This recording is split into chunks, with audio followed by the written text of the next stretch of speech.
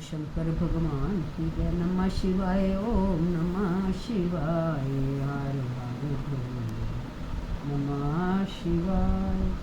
इस कथा में हम आपको बताएंगे कैसे दक्ष ने शिव से द्रोह करने के लिए एक बड़ा भारी यज्ञ किया।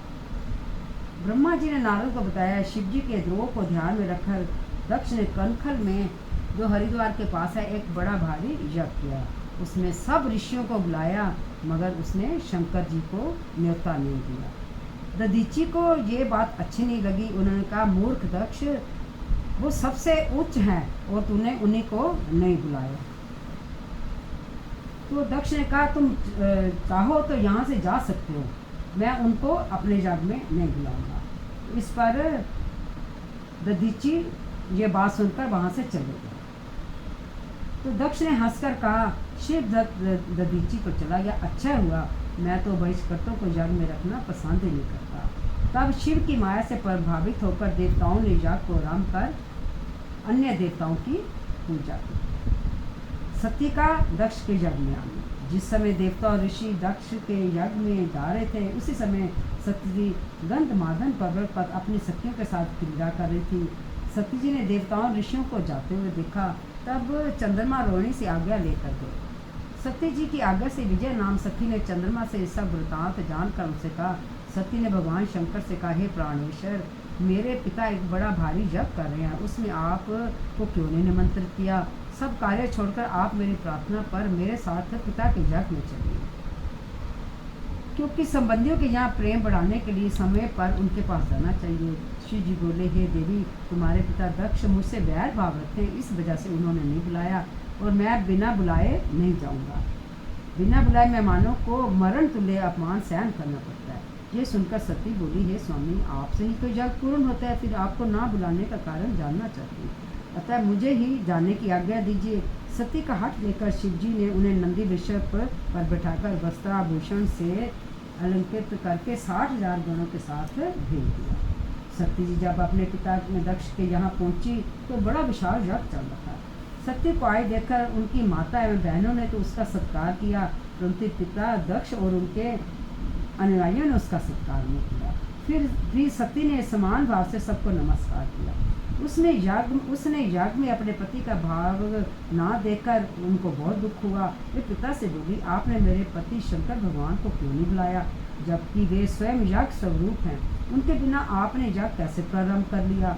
क्या आप उन्हें एक साधारण देवता समझते हैं? ये तो उनका घोर अपमान है। ब्रह्मा विष्णु की ओर संकेत करके उनसे पूछा, आप लोग उनके बिना यज्ञ में कैसे चले आए? दक्ष ने क्रोधित होकर कहा, हे पुत्री, तू यहाँ बिना बुलाए क्यों चली आई? अब तू यहाँ रह या चली जा, मेरा तुम्हारे से कोई संबंध नहीं। तेरा पति भूत प्रेतों का स्वामी है, जो वेद के अनुसार बहिष्कृत, अकुलीन और अमंगलिक है, इसलिए मैंने तेरे पति को नहीं बुलाया। यह सुनकर सती बोली, जो व्यक्ति भगवान शिव जी की निंदा करता है और सुनता है, दोनों ही नरक के वासी हैं। इतना कहकर सती जी ने अपना शरीर योग द्वारा भस्म कर दिया। जब सती ने योग द्वारा अपना शरीर त्याग दिया तो चारों ओर हाहाकार मच गया। उधर सती के द्वारा अपने प्राण छोड़ते ही उनके साथ आए गणों ने हाथों में शस्त्र उठाकर मार काट मचाने लगे। सब दिशाओं में प्रलय का दृश्य उपस्थित हो गया। उनके साथ आए 60,000 गणों में से 20,000 तो स्वयं ही शोक में व्याकुल होकर समाप्त हो गए। भृगु ऋषि ने इसके निवारण हेतु आहुतियां प्रदान की। इससे ऋतु नामक बहुत से असुर उत्पन्न हो गए। उन्होंने शंकर जी के गणों से युद्ध प्रारंभ कर दिया। उन्होंने भगवान शिव के गणों की शक्ति क्षीण कर दी। ये दृश्य देखकर आकाशवाणी ही, हे मूर्ख दक्ष, तूने बड़ा अनर्थ कर डाला।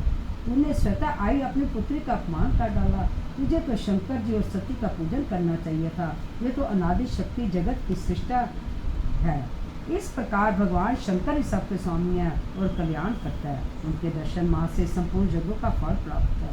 तूने उनका सत्कार नहीं किया, इस कारण तेरा यज्ञ नष्ट हो गया। हे दक्ष, शिव जी की पूजा किए बिना तेरा कल्याण संभव नहीं है। शिव जी के विमुख होने पर कोई भी देवता तेरी सहायता नहीं कर सकता। आकाशवाणी सुनकर सब देवता और मुनि आश्चर्य करने लगे, परंतु शिव जी की माया से किसी के मुख से एक शब्द ना निकला। इधर भृगु द्वारा उत्पन्न असुरों ने जब मार काट प्रारंभ कर दी तो शिव जी के गण भगवान की शरण में जाकर उन्हें माता सती के शरीर को त्यागना, युद्ध का सब वृतांत कर। ये समाचार सुनकर शिव जी की क्रोध की कोई सीमा न रही। उन्होंने अपनी एक जटा उखाड़ कर उसे पर्वत पर दे मारा। उसके 2 टुकड़े हो गए। उससे प्रलय काल की ज्वाला के समान भयंकर आवाज के साथ वीरभद्र और महाकाली प्रकट हुई। वीरभद्र ने हाथ जोड़कर शिव जी को प्रणाम किया और उनसे पूछा, मेरे लिए क्या आ गया? तो शिव जी ने कहा कि तुम दक्ष के यज्ञ में जाओ और वहाँ पर उसको खत्म कर दो, उसका यज्ञ विध्वंस करो और उसका सिर काट दो। उस यज्ञ में शामिल देवता गंधर्व यज्ञ कोई भी बच न पाए। विश्व देव आदि तुम्हारी स्तुति करेंगे।